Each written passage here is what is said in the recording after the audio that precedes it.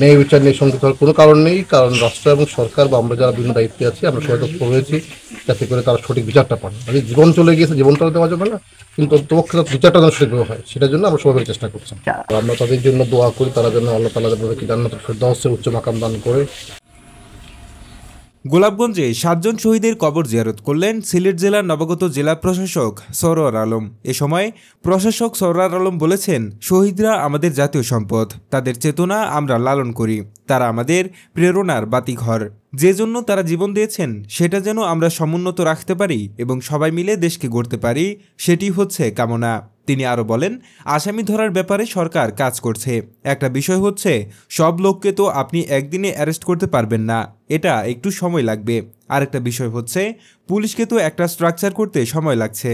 আপনি নিজেই জানেন পুলিশ একটা চ্যালেঞ্জের মধ্য দিয়ে যাচ্ছে, সুতরাং আসামি ধরতে কয়েকদিন সময় লাগছে।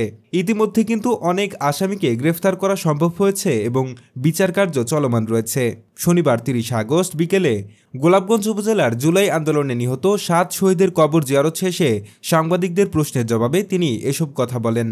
সরোয়ার আলম বলেন, ন্যায় বিচার নিয়ে সংকীর্ণ হওয়ার কোনো কারণ নেই, কারণ রাষ্ট্র এবং সরকার বা আমরা যারা বিভিন্ন দায়িত্বে আছি সবাই তৎপর হয়েছি যাতে করে তারা সঠিক বিচার পায়। তাদের জীবন চলে গেছে, তাদের জীবন তো দেওয়া যাবে না, কিন্তু তারা যেন সঠিক বিচার পায় সেটার জন্য আমরা চেষ্টা করছি। জাতীয় সম্পদ এবং তাদের চেতনা আমরা ধারণ করি এবং তারা আমাদের প্রেরণার বাতিঘর। তো আমরা তাদের জন্য দোয়া করি, তারা যেন আল্লাহ তাআলা তাদেরকে জান্নাতুল ফেরদাউসের উচ্চ মাকাম দান করে, এবং যে জন্য তারা আসলে তাদের জীবন দিয়েছেন সেইটা যেন আমরা সমুন্নত রাখতে পারি এবং সবাই মিলে দেশ করতে পারি, সেটি হচ্ছে কামনা।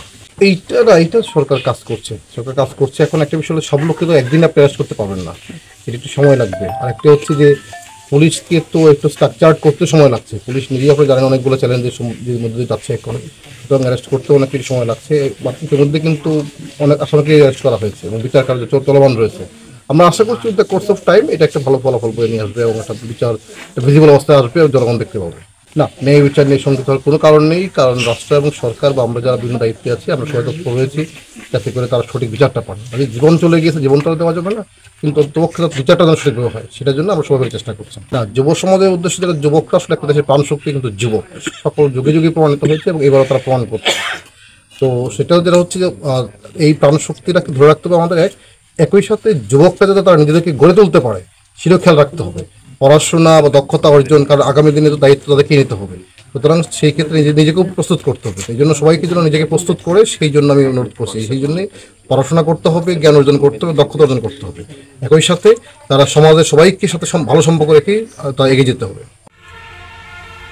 এ সময় উপস্থিত ছিলেন গোলাপগঞ্জ উপজেলার নির্বাহী কর্মকর্তা মিল্টন চন্দ্র পাল, উপজেলা সহকারী কমিশনার ফয়সাল মাহমুদ ফুয়াদ, গোলাপগঞ্জ মডেল থানার উপপরিদর্শক মুখলেসুর রহমান, সহকারী কমিশনার ও এক্সিকিউটিভ ম্যাজিস্ট্রেট মাসুদ রানা, ঢাকা দক্ষিণ ইউনিয়ন পরিষদের chairman SM Abdur Rahim, Golapganj model মসজিদের ইমাম ও খতিব আব্দুল মতিন, পশ্চিম আমুরা ইউনিয়ন বিএনপির সাধারণ সম্পাদক আব্দুল গাফফার কুটি, উপজেলা নির্বাহী কর্মকর্তার কার্যালয়ের অফিস সহকারী রোমান আহমেদ নৌসাদ প্রমুখ।